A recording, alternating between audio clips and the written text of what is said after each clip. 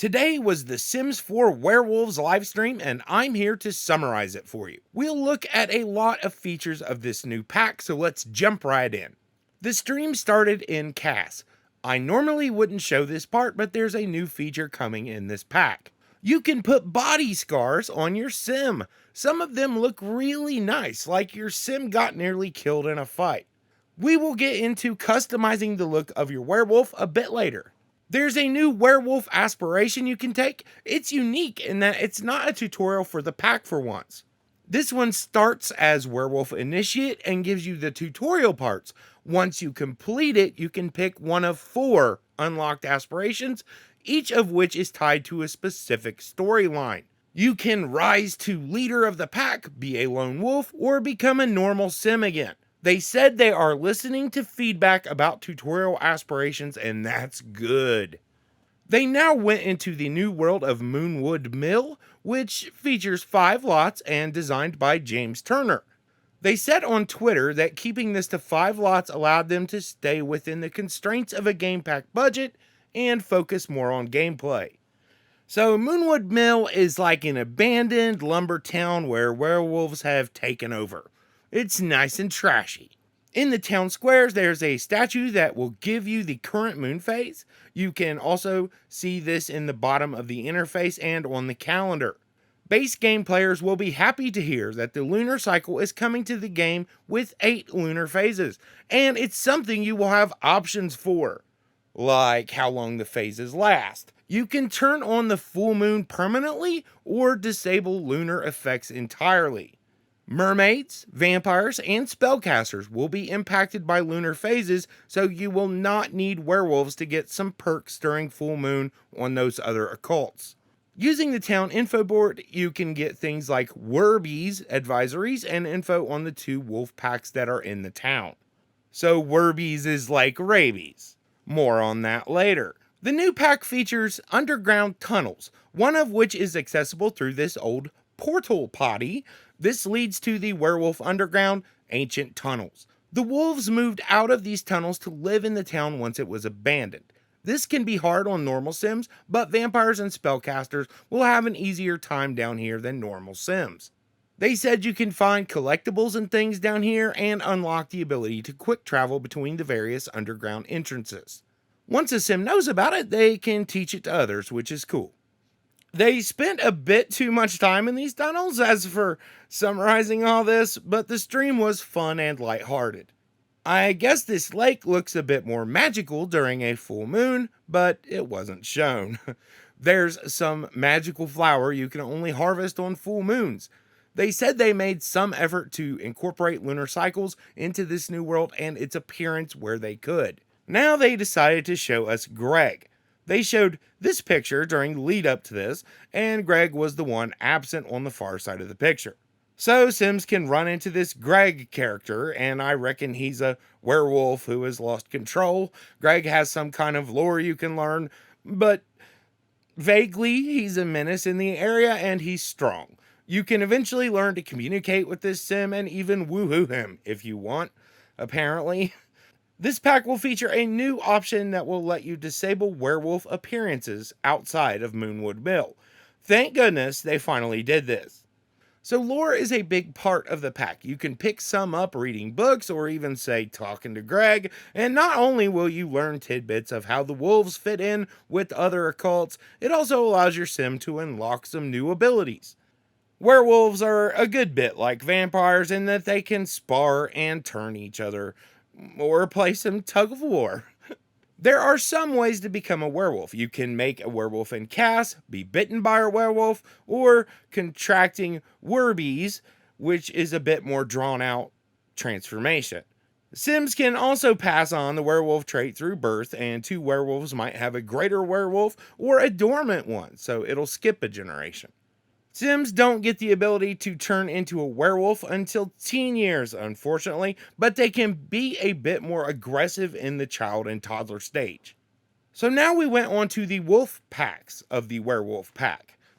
There are a couple of pre-made packs, but players are not able to specifically make wolf packs. They can make clubs that are werewolves only if you have get together, but it doesn't seem like it'll be the same. Your sim will need to do some quests to join a wolf pack and can do things for the pack like donate things. Sims will get the ability to use the pack's headquarters and will get a special trait denoting they are a member of the pack. So now that the sim has completed a third trial, they can actually join up. Staying in good standing with the wolf pack will mean doing things that align with the pack's values, and that information is displayed where the club's panel would normally be. Each pack has an alpha, the leader of the pack, and there can only be one. Sims can challenge the alpha from any rank. I seriously hope it requires some training to do this. As a sim is transforming into a werewolf, they'll have a near insatiable hunger for several hours. So, James got to make this entire area, and there's this neat underground bunker hangout you can gain entry to. It's really nice to see some more rundown builds in the game. A very welcome addition. Oh, of course, Nancy Landgrab comes here. No idea why they can't have a place that is isolated, as this claims to be. I mean, it even gets worse later, as you can see. Basically, everybody's here.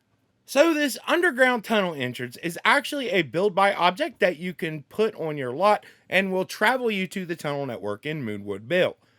I'm hoping you'll spawn in the right place. Werewolves can eat raw meat, but normal sims will probably get uncomfortable from it. We spent some time waiting on this sim to change, and they read lore and things like that. They said that werewolves can sniff and detect other occults. I also feel a bit concerned when they spend too much time on lore, but werewolves do have a pretty robust power system, so hopefully they're leaving that for us to discover. Finally, the sim did transform and immediately went into a rage. It's really weird to see an enraged wolf walking down the stairs, and it's all messed up looking. So then the wolf broke the toilet. So they can break plumbing and electronics and stuff, and Sims nearby get scared. When rampaging, Sims can't do normal stuff, it's all blocked off. You are stuck scaring Sims and breaking things. Hopefully, there's a bit more to this. So, if you need to use the restroom while in this state, you can unlock an ability to mark your territory. Now, the Sim changed back and he's naked, checking his phone. Oh, damn. Werewolves have these temperaments that define where their fury comes from. Some get their fury from the full moon, others might get it from being flirty, as with Frisky, or this guilt one that makes them get fury from being sad. Apparently, emotion is a big player. They now showed the werewolf abilities panel, which is very similar to vampires. That's not a bad thing. Mermaids are jealous right now. Some of these seem to be like finding collectibles, using the tunnel system. The ones on the right require you to do some things in game to unlock them, which is a concept I love. So now they went into cast to show how you can customize how your sim appears when in werewolf form. This works a bit like vampires. Sims who are wolves will inherit facial features from the base sim if you use the linking feature, or you can customize it without the linking. There are 6 types of base faces to choose from, along with ears, cheek tufts, collars, teeth, and chin tufts. Not a massive variety, but you are still able to drag to change the shapes of things, so it should offer some great customization options. There are plenty of different types of coat collars and patterns to pick from, and they also revealed that you can actually straight up draw on your werewolf using stencils and a direct paintbrush. You can even draw directly on the stencils to isolate them. They showed some of the customization options that artsy types on their team made. They are definitely very nice, and that's something this pack seems to have done really well. They ended up backed in a corner due to not enough time. They showed us build by now, but there wasn't much time left. Lots of new wallpapers for making a rough look. They showed the new telescope, and the base game is finally getting a small telescope. Can't forget that. Love the new broken down couch. Lots of things people will like in the build by offerings here. So that is about every interesting piece of information revealed in the stream. I look forward to checking it out when The Sims 4 Werewolves releases on June 16th.